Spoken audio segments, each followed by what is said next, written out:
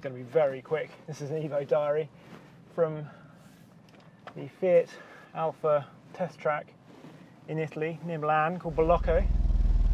And this is the Alfa Giulia Quadrifoglio. I can't believe that we're actually in an Alfa that we've desperately wanted it to be good.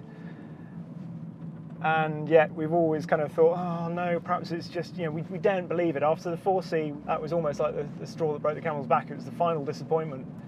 And what to say? Well, it's wonderful. I can't believe I'm saying that. Just to recap, the Quadrifoglio gets an all-new twin-turbo 2.9-litre V6, putting out 503 brake horsepower and 443 pounds-feet of torque. The 0-62 mile-an-hour dash is a claimed 3.9 seconds, and Alfa is claiming a 7-minute 39-second lap of the Nordschleife. There's a carbon bonnet, carbon roof, optional carbon ceramic brakes, and an adjustable carbon front splitter. Having said that, the dry weight is a not entirely svelte 1,524 kilos.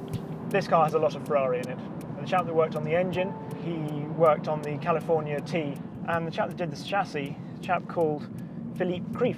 His previous project was none other than the 458 Speciale. And credentials don't get much better than that in terms of chassis tuning. And you can feel the Ferrari input in this car. That sounds a daft thing to say, and I thought it after only 2 laps of driving this car, but you really can, even down to things like these paddles, which feel straight out of a Ferrari, and just make the gear changes so much more engaging. Then chassis-wise, well, the biggest thing, we've got this thing down here, which I suppose is like a Manettino, but just placed down here. We've got A, then N for natural, D for dynamic, and then race, which we'll put it into now, which turns all the ESP off. But more importantly, in the middle we've got a damper button, which is like the bumpy road setting on a Ferrari. So it softens the dampers off again, which is, I think, going to be really crucial when we get to drive this on the road. It's the only sort of the missing link, because we're obviously driving this around test track, which is wonderfully smooth, and no matter how many curbs I run over, you just always wonder how it's going to deal with a British B road. The interior of the Giulia is simple but stylish.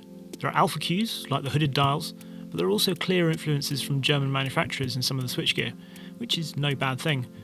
The solidity and quality might not be quite up to Audi standards, but it's far from cheap in feel. The infotainment system is nicely intuitive to use too, with the menus being easy to navigate via the big dial. Again, it all feels like a step up from what we've seen in the past. The seats hold you well too, which is just as well.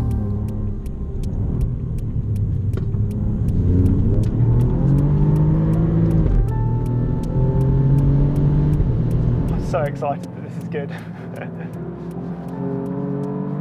It sounds good, it sounds more engaging, much more engaging, I'd say, than the BMW's M3 straight 6 turbocharged engine.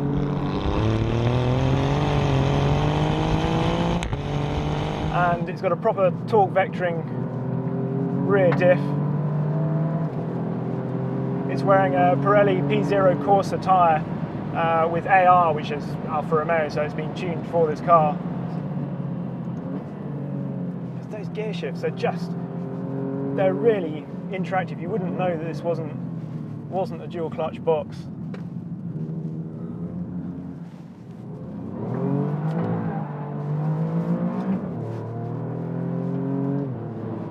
It feels like it's got quite fast, light steering to start with, and you think, well, that could be tricky over the limit. It just makes it really controllable, that's all.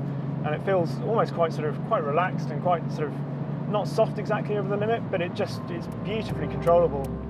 We also tried the 6-speed manual option on the launch, as you can see here, but sadly this won't be available in right-hand drive markets. It's not all bad news though, as to be honest, it's not the nicest manual shift with its cumbersome spherical knob, and Giulia feels like it's been optimised for the 8-speed ZF, with the engine revving more keenly. A good tactile paddle shift can be as satisfying as a mediocre manual too. Give you an idea of how the engine revs. 3rd gear, and we'll take it right down, and you'll see how smooth it is. It just picks up all the way to 6,500 RPM, 7,000 RPM, and it's just a lovely, smooth engine. Brakes are good. Into this complex here, and it just feels very natural. Nose a bit heavy through there, back off.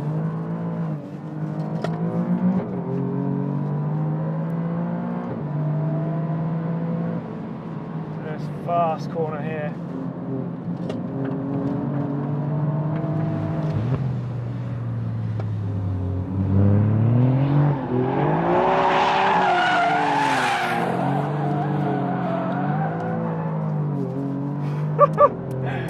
What fun!